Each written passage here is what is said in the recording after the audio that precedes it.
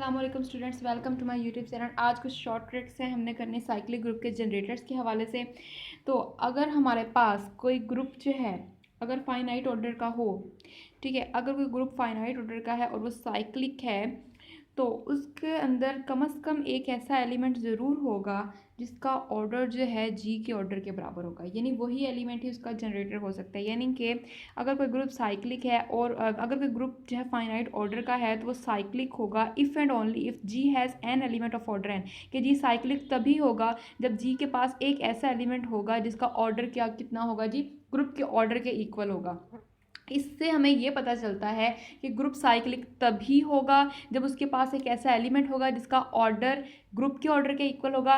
या हम इसके रेसिप्रोकल अगर देखें, अगर किसी ग्रुप के पास कोई ऐसा एलिमेंट है जिसका ऑर्डर ग्रुप के ऑर्डर के इक्वल है तो वो लाजमी तौर पर साइक्लिक ग्रुप होगा ही होगा स्टूडेंट्स, ठीक है। तो यहाँ पर हम चेक करते हैं जी कैसे ये ट्रिक काम करती है, ये रिजल्ट कैसे काम करता है। अगर z ओवर 10z है, इसके अंदर देखें क्या एलिमेंट्स होंगे हमारे पास। इसके पास एलिमेंट्स हैं जी 0 1 2 एंड अप टू सॉन 9 तक हैं। अब हमें इसमें ऐसा एलिमेंट, अब हमें चेक करना है कि ये ग्रुप साइक्लिक है कि नहीं, तो उसके लिए हमें कुछ जनरेटर ढूंढना होगा। तो अब हमें जनरेटर ढूंढने की ज़रूरत जो है इतनी ज़्यादा नहीं हमारा काम थोड़ा आसान हो गया इस रिज़ल्ट से। हमें यहाँ पर वो एलिमेंट ढूंढना है जिसका ऑर्डर ना ग्रुप के ऑर्डर के इक्वल हो। अब देखें 1 का ऑर्डर तो 1 ही होगा, 2 का ऑर्डर कितना होगा 5 है, 3 का ऑर्डर कितना होगा, 3 का ऑर्डर चेक करें कि हमारे पास कितना होगा। कि अगर हम 3 को कौन से ऐसे ऑर्डर कैसे फाइंड करते थे कि हम उसे किस नंबर से मल्टीप्लाई करें कि आंसर जो है वो एडिटिव आइडेंटिटी, यानी इसकी एडिटिव आइडेंटिटी 0 की रेसिड्यू क्लास आ जाए। अगर हम 3 का ऑर्डर चेक करें तो 3 को अगर हम 2 से मल्टीप्लाई करते हैं तो 6 आता है, 3 को 3 से करते हैं तो 9 आता है, 3 को 4 से करते हैं तो 12 से रिमाइंडर 2 बचेगा, नहीं आ रहा 0। 3 को 5 से करेंगे तो 15 आएगा, तब भी नहीं आएगा। फिर अगर हम 3 को 6 से करें तो 18 आता है, अगर 3 को 7 से करें तो 21 आता है, रिमाइंडर 1 बचेगा नहीं। 3 को अगर हम 8 से करें तो 24 आता है, रिमाइंडर 4 बचेगा नहीं आ रहा। 3 को 9 से करेंगे 27 तो 7 रिमाइंडर बचेगा नहीं।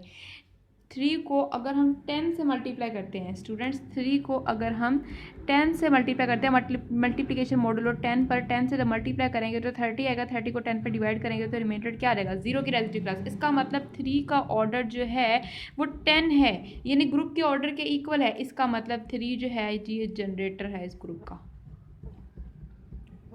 ये इसका जनरेटर हो सकता है। हमें इसे चेक करना होगा कि क्या ये जनरेट करता है कि नहीं करता है। यानी कि जी तब तक साइक्लिक नहीं होगा जब तक उसके पास एक ऐसा एलिमेंट ना हो कि जिसका ऑर्डर ग्रुप के ऑर्डर के इक्वल हो। अब यहाँ पर इसके पास एक एलिमेंट है 3, तो इसका मतलब 3 जो है ये इसका जनरेटर होगा। हम चेक कर सकते हैं क्या 3 इसका जनरेटर है कि नहीं। तो चेक करने के लिए क्या करेंगे हम कि डेफिनेशन लगाएंगे जो हमारे पास साइक्लिक ग्रुप की थी। अगर हम 3 को 0 से मल्टीप्लाई करेंगे मल्टीप्लिकेशन मॉडुलो 10 पर 3 से अगर 3 को जनरेटर रखते हैं तो ये 0 की क्लास दे देगा। अगर 1 से करेंगे तो ये हमारे पास 3 दे देगा, ठीक है। अगर हम 2 से करेंगे मल्टीप्लिकेशन मॉडुलो 10 पर तो ये 6 की क्लास दे देगा। इसी तरह अगर हम 3 से करेंगे तो ये हमें 9 दे देगा। अगर हम 4 से करते हैं तो 4 3 12, 12 को 10 पे डिवाइड करेंगे तो ये 2 दे देगा।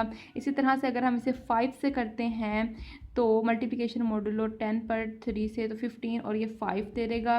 इसी तरह से अगर हम 6 से करते हैं मल्टीप्लिकेशन मॉडुलो 10 पर 3 से मल्टीप्लाई तो 18 और रिमाइंडर कितना आ जाएगा, जब 10 पे डिवाइड करेंगे तो 8 आ जाएगा।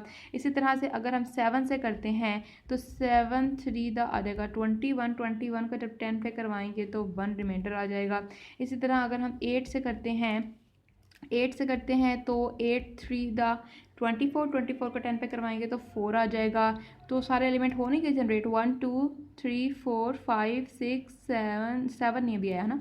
तो 9 मल्टीप्लाई 10 करेंगे तो 9 3 दा 27, 27 को 10 पे डिवाइड करेंगे तो 7 आ गए। चलो जी सारे एलिमेंट जनरेट हो गए। अब 10 से जब करेंगे तो अगेन स्टार्ट हो जाएंगे, अगेन दोबारा से रिपीट होना शुरू हो जाएंगे। 10 को जब किया 3 से तो 0 आ गया, देखें अब ये फिर से रिपीट होना शुरू हो गया एलिमेंट्स। तो इसका मतलब 3 जो है जी इसका जनरेटर है इस ग्रुप का, तो 3 से जनरेट कर रहा है स्टूडेंट्स। तो यहाँ से देखें अब हमने ये फाइंड आउट कर लिया कि 3 इसका जनरेटर है। सिर्फ 3 ही इसका जनरेटर होगा ये नहीं है, मतलब कि 3 निकल आया है। अब और कौन कौन से इसके जनरेटर हो सकते हैं, वो इसका जनरेटर हो सकते हैं जिनका ऑर्डर कितना होगा जी ग्रुप के ऑर्डर के इक्वल होगा। तो अब अगर हम देखें 4 का ऑर्डर कितना होगा, 4 का अगर हम ऑर्डर चेक करते हैं तो 4 को अगर हम 2 से मल्टीप्लाई करते हैं 8 12 3 से करेंगे 12 आ जाएगा, 4 से करेंगे 16, 7 से 5 से करेंगे तो 20, 5 से करते हैं, इसका मतलब उसका ऑर्डर तो जी 5 है, वो तो नहीं हो सकता। उसके बाद इस तरह से अगर हम जाते हैं 7 के ऑर्डर पे, 7 का ऑर्डर भी हमारे पास कितना आएगा, हमारे पास 7 का ऑर्डर भी 10 आएगा, इसका मतलब 7 भी इसका जनरेटर हो सकता है। और हमें पता है नंबर ऑफ जनरेटर्स भी हम लोग फाइंड कर सकते हैं, इसकी भी हमने ट्रिक पढ़ी है। तो यहाँ से इस रिजल्ट से हमें ये पता चला कि अगर कोई ग्रुप है और फाइनाइट ऑर्डर का है तो वो साइक्लिक होगा, और तब तक वो साइक्लिक नहीं हो सकता जब तक उसके पास कोई ऐसा एलिमेंट ना मिल जाए जिसका ऑर्डर ग्रुप के ऑर्डर के इक्वल हो। और इसका रेसिप्रोकल, इसे उल्ट करके देखेंगे, स्टेटमेंट दोनों तरह से ट्रू है, क्योंकि इसमें इफ़ एंड ओनली इफ़ की कंडीशन है कि अगर कोई ग्रुप है उसके पास उसका ऑर्डर n है तो उसके पास अगर कोई एलिमेंट जो है ऑर्डर n का है तो वो ग्रुप साइक्लिक होगा। ठीक है, तो हम लोगों को यहाँ तक पता चला कि हमें अगर कोई ग्रुप दिया गया है, अगर हमें चेक करना है वो साइक्लिक है कि नहीं, तो हमें उसमें वो कोई ऐसा एलिमेंट ढूंढना होगा जिसका ऑर्डर ग्रुप के ऑर्डर के इक्वल हो। तो हमें मिल गया, वो 3 था, 3 ने पूरे, हमने देखा उसने जनरेट भी किया पूरे ग्रुप को, इसका मतलब 3 इसका जनरेटर है। और कौन कौन से जनरेटर इसके हो सकते हैं वो हम नेक्स्ट आहिस्ता आहिस्ता ट्रिक्स में देखते जाते हैं जी। अगली हम एग्जाम्पल ले रहे हैं Z/3 अंडर स्टेरिक, इसके अंदर एलिमेंट्स होंगे हमारे पास 1 और 2, इसका ऑर्डर 2 है, 1 तो जनरेट नहीं कर सकता इस ग्रुप को। अब चेक करना है क्या ये ग्रुप साइक्लिक है कि नहीं। ये साइक्लिक तब होगा जब इसमें कोई ऐसा एलिमेंट मिल जाए जो ग्रुप के ऑर्डर के इक्वल हो। देखिए इधर ग्रुप का ऑर्डर कितना है, ग्रुप का ऑर्डर 2 है, यानी हमें यहाँ पर इन दोनों एलिमेंट्स के कोई ऐसा एलिमेंट हमें मिलना चाहिए जिसका ऑर्डर 2 हो। 1 का ऑर्डर तो 1 ही है और 2 का ऑर्डर हमें पता है 2 है, 2 की पावर 2 लगाने से 4 आएगा, 4 को 3 पे डिवाइड करवाएंगे तो 1 रिमाइंडर बचता है। इसका मतलब 2 एक ऐसा एलिमेंट है जिसका ऑर्डर ग्रुप के ऑर्डर के इक्वल है, इसका मतलब ये ग्रुप साइक्लिक है और इसका जनरेटर क्या होगा, 2 ही इसका जनरेटर होगा। 2 से मल्टीप्लाई करवा के देख सकते हैं, 2 को जो है मल्टीप्लाई करवाएंगे 1 से तो हमारे पास क्या आ जाएगा, 2 ही आ जाएगा।